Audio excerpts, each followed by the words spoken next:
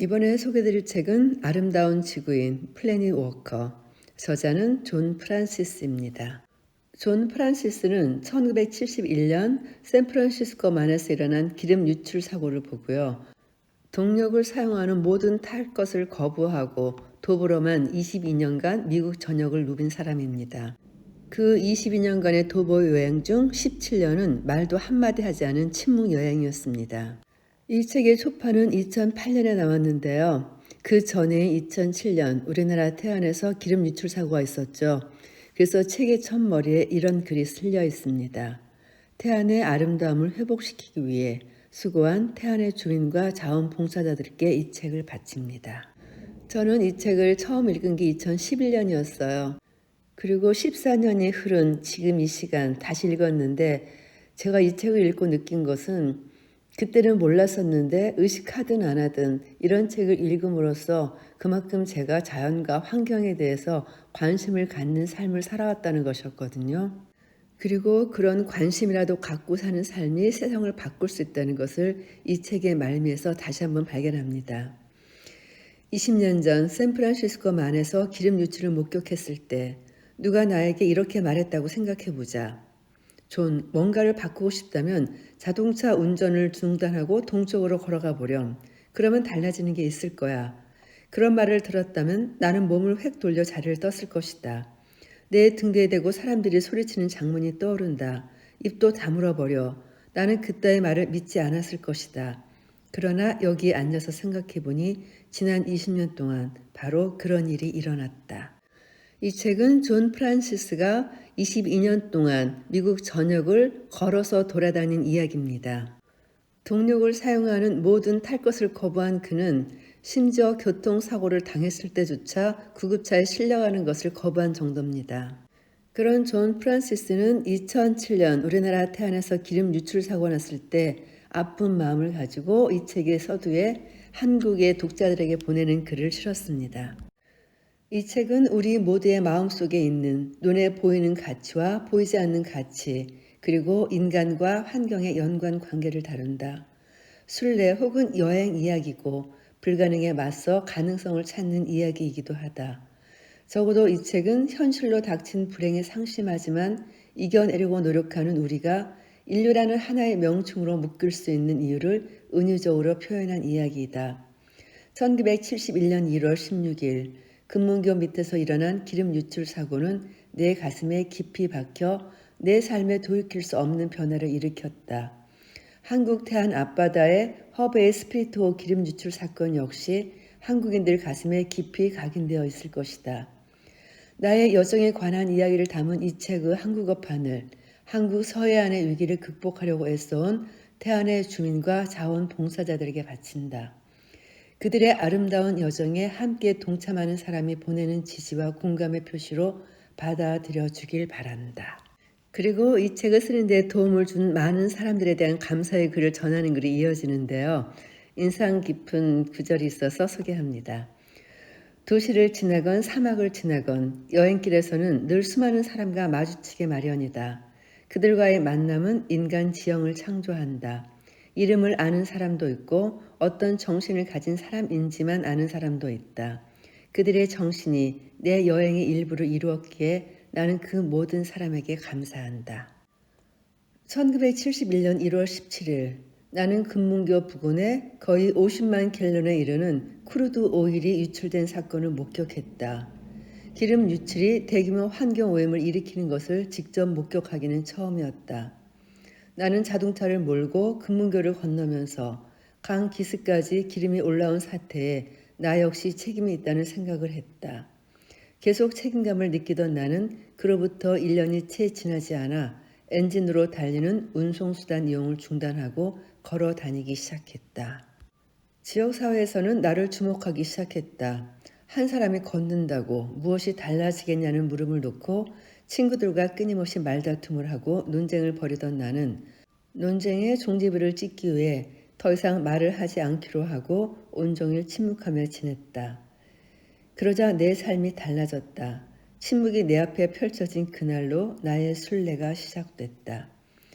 순례는 외적인 여행인 동시에 내적인 여행으로 걷거나 배를 타고 세계 각지를 찾아다니는 과정이었고, 환경에 대한 관심을 불러일으키고 대지를 돌볼 책무를 일깨우며 세계 평화를 촉구하는 일종의 교육이었다. 환경 공부를 처음 시작했을 때 나를 행동으로 이끌었던 사건은 기름 유출로 인한 오염이었다. 시간이 지나면서 오염 외에도 주의를 요하는 문제가 많다는 사실을 알았다. 요즘은 기후변화가 화두로 떠오르고 있다. 하지만 나의 침묵에 귀를 기울여 본 결과 나를 위한 환경 또한 그에 못지않게 중요하다는 결론을 얻었다. 다시 말해 사람은 단순히 환경을 돌보는 존재가 아닌 환경의 일부이며 환경 문제의 중심에도 사람이 놓여야 한다.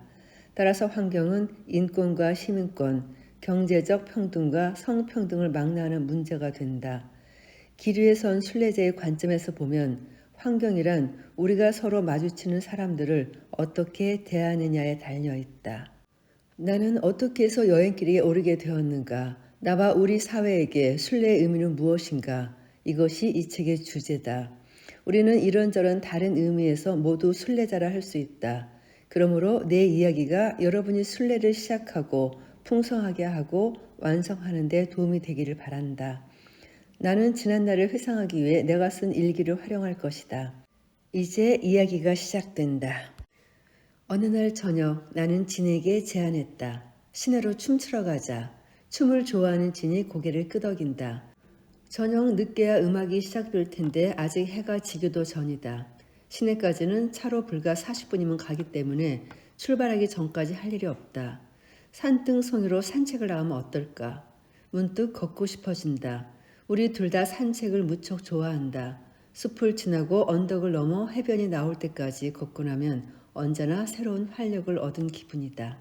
그때 새로운 생각이 머리를 스친다. 여기서 나이트클럽이 있는 데까지는 불과 30km 정도 거리다. 그렇다면 걸어갈 수도 있지 않을까? 그곳까지 걸어간다는 것 자체가 삶을 축복하는 행위가 아니겠는가? 우리는 소형 배낭을 메고 출발한다. 간혹 차가 멈춰서고 우리를 태워주려 한다. 괜찮습니다. 우린 그냥 걷는 중이거든요.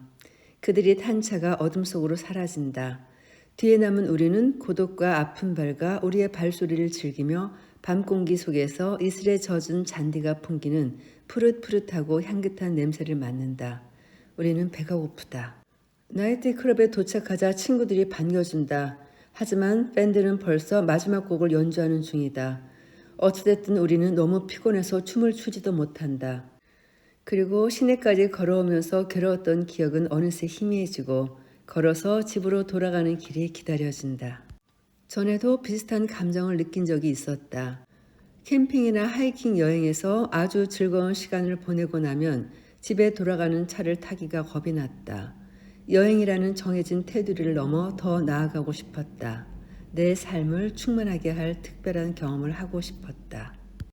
만약 내가 걸어다니는 생활 방식을 시험할 시간을 갖고 싶다면 바로 지금 시작해야 한다. 스스로 선택한 길이긴 했으나 도보 생활로의 전환은 쉽지 않다. 그래도 나는 차를 타고 다닐 때 하던 일을 계속하려고 노력한다. 차로 5분 만에 가는 6km를 1시간 동안 낑낑대며 걸어간다. 영화관에 가거나 40km 떨어진 친구를 만나려면 문제는 더 커진다. 하루 전에 출발해야 하기 때문이다. 나는 날씨가 어떻든 항상 걷는다. 차를 태워주겠다는 제안을 자주 받지만 항상 거절한다. 대체로 내가 거절하면 대화는 끝이 나고 나는 가던 길을 계속 간다. 하지만 때로는 차에 탄 사람이 설명을 듣고 싶어 한다. 그저 걷고 싶다는 단순한 대답으로는 부족한 모양이다. 그러면 나는 기름 유출과 대기 오염 이야기를 하며 그런 일에 기여하고 싶지 않다고 이야기한다. 내가 살고 있는 곳을 새롭게 즐길 수 있다는 것 외에 내가 설명할 수 있는 유일한 이유다.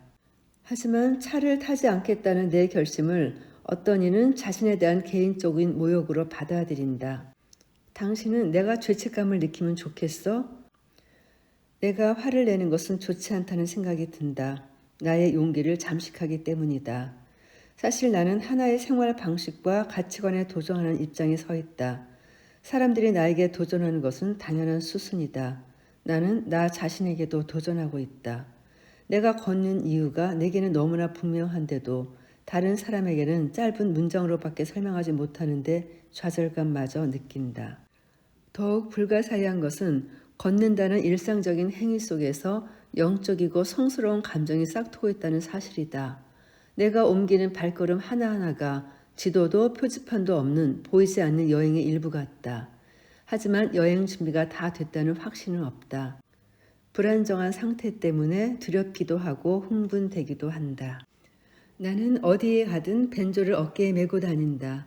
오랫동안 혼자 해변을 따라 걷거나 언덕을 넘거나 도시와 도시 사이에 있는 구불구불한 길을 걸을 때면 음악이 나와 함께한다. 내 복장은 색깔이 뒤죽박죽이다. 옷이 닳아 해진 데가 있는가 하면 색바랜 헝겊 조각으로 기운 데도 있고 먼지 투성이 부츠에다 항상 하던 대로 벤조를 메고 머리에는 크로스의 뜨개질로 만든 무지개색 모자를 쓰고 있다. 내 옆에는 정비공 테드가 기름이 묻은 줄무늬 작업복 차림으로 앉아 있다. 나는 다리를 꼬고 앉아 벤조의 녹슨 금속줄을 조용히 뜯으며 한가롭게 즐기고 있다. 우리 둘이 앉아있는 모습은 한 장의 그림 엽서라 해도 과언이 아니다. 그때 주유소에 검은 세단을 몰고 온 낯선 남자가 몰래 카메라를 꺼내 우리를 찍으려 한다. 나는 순간적으로 연주를 멈추고 몸 안의 모든 근섬유를 동원하여 사진을 찍으려는 남자에게 안 되라는 메시지를 보낸다.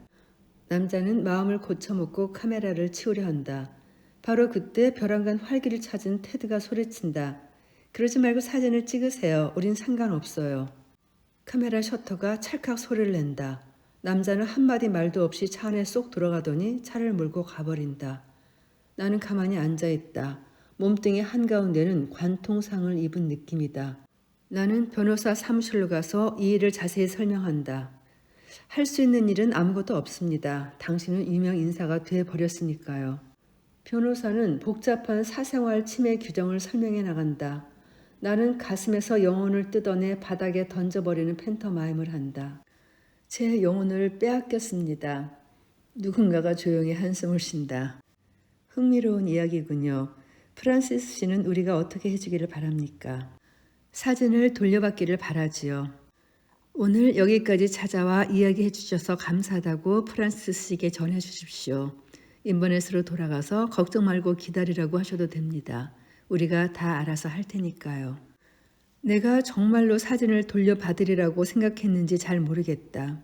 돌려받는다면 그 사진을 어떻게 할지도 모르겠다. 도둑맞은 영혼을 도로 집어넣는 방법을 알지 못하기 때문이다. 확실한 것은 이번 여행이 지금까지 중에 가장 긴 도보 여행이었으며 나에게 많은 변화가 있었다는 사실이다. 닷새 동안 걷기, 내가 지나친 길과 장소, 도중에 만난 사람들, 나를 바꿔놓은 여행이었다. 나는 이미 악명 높은 공인이 되었으므로 공공장소에서 남들이 내 사진을 찍는 일을 맡기란 거의 불가능하다. 나는 내 처지를 있는 그대로 받아들이기로 마음먹는다. 용기를 내서 뛰어들어 보자. 내 유명세를 이용해 환경보호라는 대의를 촉구하는 것이다. 지금 이 순간부터 나는 토말리스만 해변에서 자연을 벗삼아 조용히 살기를 바라는 사람이 아니라 행동하는 사람이다. 내 삶을 바쳐 변화를 이끌어내면서 계속 배워나가자. 영혼을 도둑맞은 자리에 따스하고 행복한 감정이 밀려온다. 그러자 나는 삶의 목표와 웃음과 음악과 시를 가진 사람이 된다. 나는 본격적으로 환경 공부를 시작할 겸 북쪽으로 800km 떨어진 오리건주까지 걸어간다. 해안을 따라 걷는 첫 여행이다. 나는 소나무와 월계수와 텐 오크나무 사이에 있는 단칸방 오두막집 안에 있다. 고요한 아침에 난로 앞에 앉아 차를 마시며 장작이 우지직 우지직 타는 소리를 듣는다. 받은 지 2주일이 다 되어가는 편지를 다시 읽는다. 버클리에 있는 캘리포니아 건축대학에서 에너지와 자원과 환경을 주제로 강의하는 심판 데르린 교수가 수업 시간에 초청 강연을 해달라고 요청해 온 것이다. 나는 편지를 접어서 어느덧 내 몸의 일부가 된 배낭에 달린 주머니에 도로 넣는다. 걸어 다니기 시작한 지 이제 2년이 넘었다. 나는 수업을 하기로 한 날보다 엿새 일찍 출발한다. 비에 흠뻑 젖은 길을 따라 숲을 가로지르고 달아빠진 아스팔트 도로를 타고 첫 번째 골짜기로 내려간다. 언덕 아래로 내려오니 공기가 상쾌하고 깨끗하다. 이제 침묵하며 산 지도 2년이 다 되어 간다. 지금은 야금기를 단 벤조와 그동안 꼬박꼬박 그린 페나와 수채화와 내가 쓴 글이 담긴 일기장 몇 권을 들고 조용히 걷고 있다. 어느 날 아침 나는 다시 빗방울이 떨어지기 전에 혼잡한 101번 고속도로를 건너 철길로 넘어가 선로를 따라 사라진다. 바람이 무척 세다. 하얗고 커다란 솜털 구름이 푸른 하늘을 미친 듯이 내달리고 구름이 떠난 자리에 태양이 밝게 비춘다. 나는 종종 걸음을 멈추고 날씨를 음미한다. 철길을 벗어나 도로로 돌아오는데 캘리포니아 고속도로 순찰대 차가 내 앞에 멈춘다. 순찰 경관 한 명이 동료 경관과 함께 차에서 내려 한 손에 모자를 벗어들고 손을 저어 인사하며 나를 멈춰 세운다. 겁먹지 마십시오. 그저 태워드리려고 차를 세웠으니까요. 나는 웃으며 여러 가지 손짓을 하고 황급히 글자를 써서 거절의 뜻을 전달한다. 알았습니다. 하지만 그가 나를 멈춰 세운 진짜 이유를 듣자 한결 마음이 놓인다. 제가 당신을 멈춰 세운 진짜 이유는 벤조를 들고 있는 걸 보았기 때문입니다. 제가 제일 좋아하는 악기거든요. 잠시 후 우리는 정차시켜 놓은 순찰차 안에 함께 앉아 사나운 바람을 피한다. 그리고 안목 높은 청중과 강제로 음악을 듣게 된 다른 청중 앞에서 내가 가장 좋아하는 노래를 몇 곡 연주한다. 이렇게 37번 고속도로가 끝날 때까지 순찰 경관을 2번이나 더 만난다. 나는 약간씩 변화를 주어가며 작은 연재를 되풀이한다. 이렇게 하여 드디어 약속 시간에 맞춰 대학에 도착한다. 프로젝트를 켜고 내 수채화 일기장인 길, 친구, 장소를 한 장씩 넘겨달라고 어떤 학생에게 부탁한다. 학생들은 슬라이드 화면을 따라 포인트 레이에스에서 출발하여 캘리포니아 북부에서 오리건 남부에 이르는 해안을 여행하고 돌아온다. 며칠 후 나는 버클리 지역 회관에 앉아 친구들이 연주하는 음악을 들으면서 만 지역 다리에 접근이 금지된 점에 대해 문제 제기를 하기로 결심한다. 주 교통 감독관이 답장을 보내온다. 소형 트럭이나 버스, 만 지역 고속 전철을 이용하면 자전거를 탄 사람과 보행자도 다리를 건너거나 만을 건널 수 있다는 내용이다. 다음은 내가 쓴 답장의 일부다. 저는 그런 교통수단 자체를 반대하지는 않습니다. 그것을 이용하기를 원하는 사람들이 있으니까요. 그러나 환경오염과 에너지 위기가 심각한 문제로 대두되는 요즘 같은 시대에 보행자와 자전거를 위한 시설이 없다는 것은 오염이 전무한 인류 최초의 교통수단인 도보에 대한 계획도 관심도 없다는 뜻이라고 생각합니다. 야생지대를 발견하다. 존 미어는 야생지대가 광물과 목재와 야생생물들의 자원을 착취하는 곳이 아니라 문명화된 사람들이 피로를 회복하고 휴식을 취할 수 있는 장소라는 견해를 최초로 제시한 사람 중 하나였다. 현재 야생지대 보호론을 주장하는 사람들은 대체로 캘리포니아 대학에서 역사와 환경을 연구하는 로드릭 내시 박사의 말에 공감한다. 야생지대는 과도하게 문명화된 인류가 한때 알고 있었지만 불행히도 지금은 잊어버린 것을 가르쳐주는 훌륭한 교과서다. 나는 바로 이것을 배우려고 또다시 캘리포니아 해변을 따라 북쪽으로 걸어가고 있다. 2달 동안 걸어가서 오리건주 브루킹스에 도착한다. 산림대원 딕이 나를 발견하고 급히 달려온다. 그는 내 팔을 붙잡고 모두에게 들릴 만큼 큰 소리로 내가 아주 훌륭한 사람이며 오직 야생지대를 견학하려는 일념으로 샌프란시스코에서부터 걸어왔다고 설명한다. 나는 사람들과 안부 인사를 주고받느라 아침 시간 대부분을 흘려보낸 후 야생지대에 체류하기 위한 준비를 마무리한다. 나는 3주 동안 머물 예정이다. 이틀 후 칼미 옵시스 야생지대 서쪽 경계선에 위치한 케일 프레리 전망대 밑에 도착한다. 바닷가에서 밀려온 저녁 안개가 산악지대로 퍼져나간다. 하늘에는 거대한 정나군이 떠오르고 있다.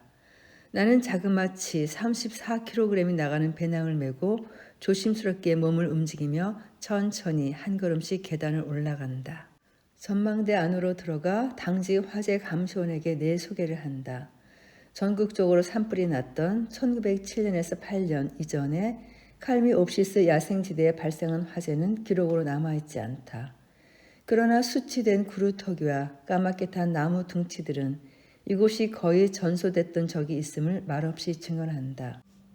어두운 구름 뒤로 해가 모습을 감추고 한낮이 갑자기 밤으로 바뀐다. 기온이 뚝 떨어져 몸이 부들부들 떨린다. 금세 폭풍이 우리가 있는 곳을 덮친다. 커다란 은혜색 물줄기를 이룬 비가 귀청이 터질 듯한 소리를 내며 금속 지붕을 때린다. 폭풍우 때문에 어지러진 하늘은 번개가 치자 푸른색과 흰색으로 변한다. 그래도 실내에 있어서 다행이라고 생각하다가 문득 화재 감시원의 얼굴을 보니 우리도 그다지 안전하지 않다고 이야기하는 듯한 표정이다. 여기저기 번개를 맞은 나무에서 조그만 불길이 타오르고 폭풍우가 치는 하늘로 흰 연기 기둥이 치솟는다. 닐시 박사가 했던 말이 생각난다. 자연이 우리보다 힘이 세다는 사실을 아는 것은 좋은 경험이다. 장기적으로 인간이 자연 환경과 조화롭고 안정적인 관계를 맺으려면 반드시 그런 경험으로부터 교훈을 얻어야 한다. 태양이 나무 사이를 엿보고 골짜기에 연한 안개가 우유를 뿌린 듯 짙게 낀 다음날 아침, 나는 산길을 따라 볼더크릭 야영장으로 간다. 햇살이 세차게 흐르는 푸른 물속으로 녹아들고 그늘진 회색 바위 사이로 흰 물보라를 일으키고 나중에는 송어가 자라는 진 녹색 웅덩이를 뒤진다.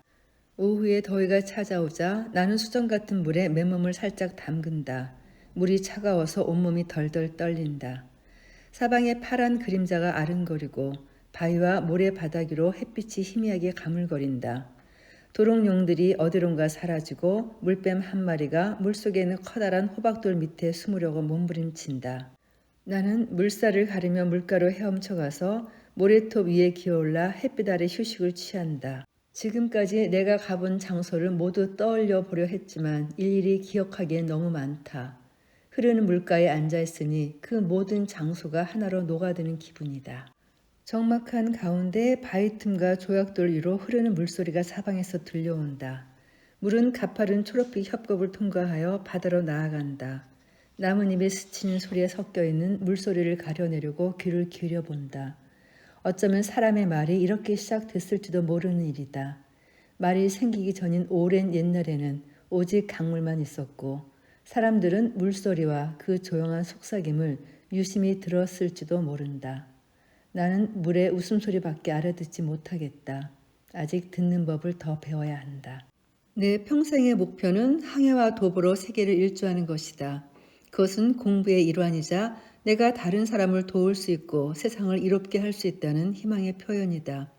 나는 이 목표의 진정한 의미를 알지 못한다. 다만 걷기를 통해 그 의미를 배울 수 있기를 바랄 뿐이다.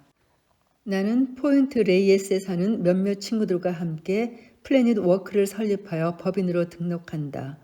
플래닛 워크는 도보순례를 통해 환경에 대한 관심을 불러일으키고 환경보호와 세계 평화를 촉구하는 비영리 교육기구다. 나는 몸짓을 하고 친구들은 이야기를 하면서 토론한 끝에 우리는 법인의 규약을 마련한다. 그리고 플래닛 워킹을 어떤 식으로 할 것인가를 의논한다.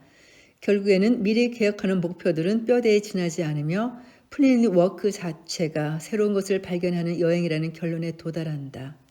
나는 여행을 시작할 날짜를 정하고 나 자신에게 필요한 준비를 계속하며 여행 자금을 모은다. 우리는 여행길에서 사람들을 모으기 위해 플래닛 워커라는 제목의 소식지를 제작하기로 한다. 이 소식지는 내 도보 여행에 동행하게 될 것이다. 그리고 나는 다음과 같은 문구를 인쇄한 명함 한 묶음을 가져가려 한다.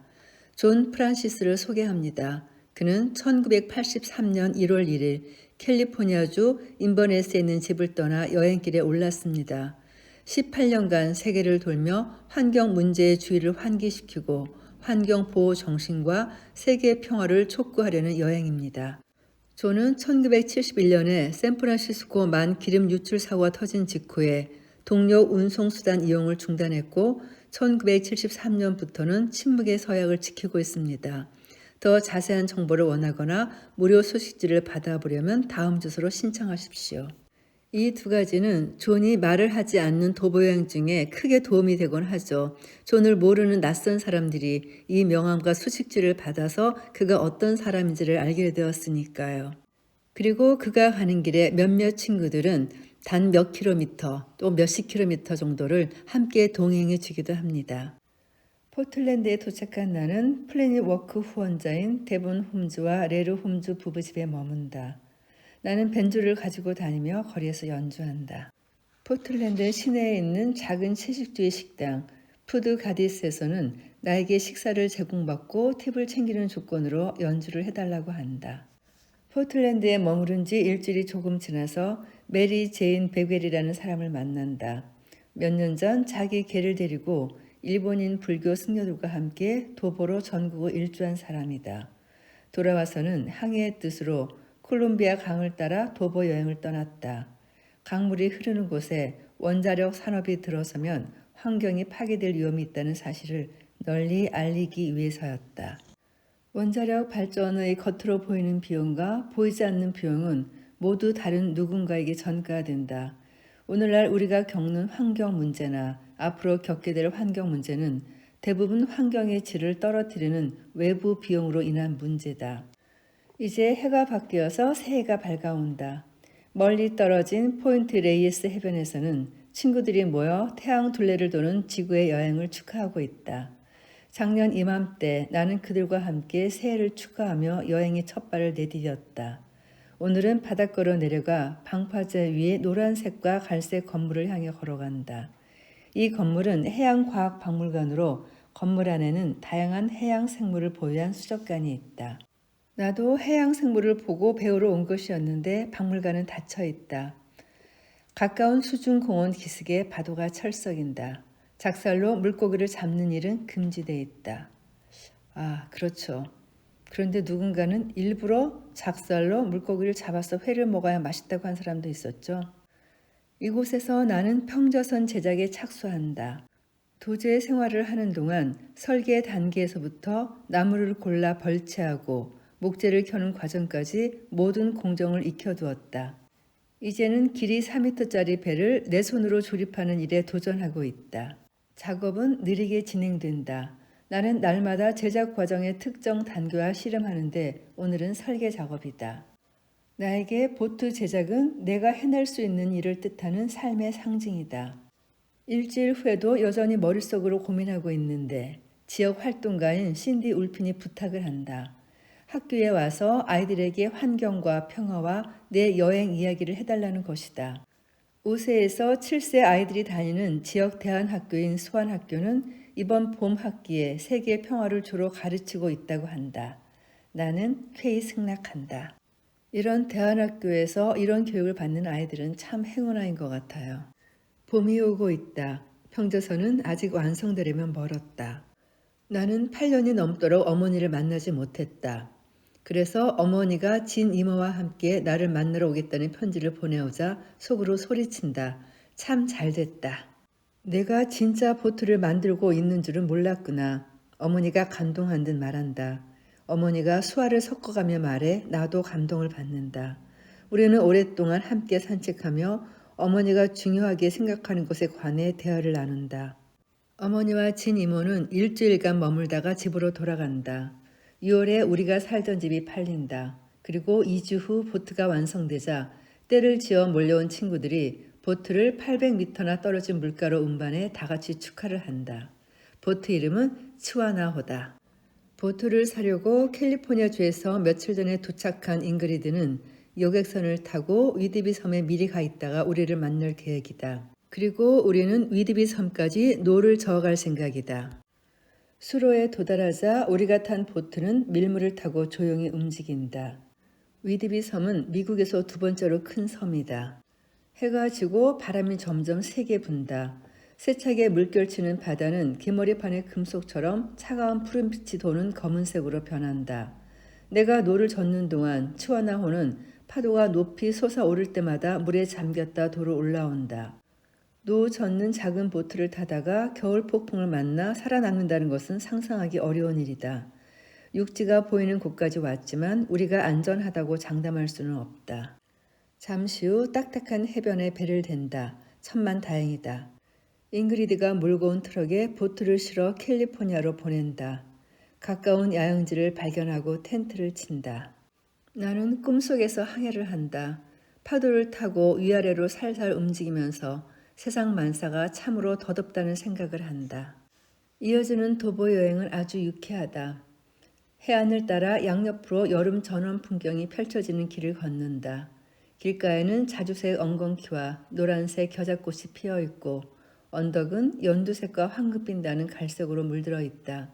우리가 가까이 가면 누룩뱀과 유리도마뱀이 사각사각 슉슉 소리를 내며 마른 풀숲으로 미끄러져 들어간다. 디셉션 패스 국립공원에 도착하자 우리의 도보 여행 이야기를 들은 산림경비대 대장이 야영지를 무료로 이용하게 해주겠다고 말한다. 그래서 우리는 해변과 숲을 돌아다니며 하루 더 머문다. 우리가 떠나기 전에 국립야외휴양지도자 학교 그룹과 그들에게 식료품을 공급하러 온 사람이 몇 가지 선물을 주고 간다. 덕분에 다 떨어져가는 우리의 식량이 조금 늘어났다. 우리는 며칠 내내 치즈케이크와 피자 이야기를 하며 걷는다. 먹고 싶은 다른 음식을 떠올리기도 한다. 예를 들면 아이스크림. 2주일 후 아이린은 다시 벨링ham으로 떠난다. 나는 워싱턴주 동부를 건너 스포켄으로 간다. 그가 도보 여행을 시작한 지 한 12년쯤 지났겠네요. 아직도 10년이나 더 남은 그의 도보 여행이 기다리고 있습니다. 그 이야기는 다음 시간에 이어가도록 하겠습니다. 오늘도 긴 녹음 들어주신 여러분들께 감사드립니다.